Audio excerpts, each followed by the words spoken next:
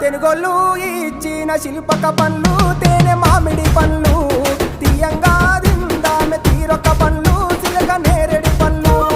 కాపోళ్ళు ఇచ్చిన మక్క కంకులు అవి పాల కంకులు కాల్చుకొని తిందాము కందికాయలు పచ్చి పల్లికాయలు గుజారి గుజారి మామిళ్ళ కిందో నల్ల మామిళ్ళ కింద కుసుమరోళ్ళేసిన కుందన బొమ్మ అది కుందన బొమ్మ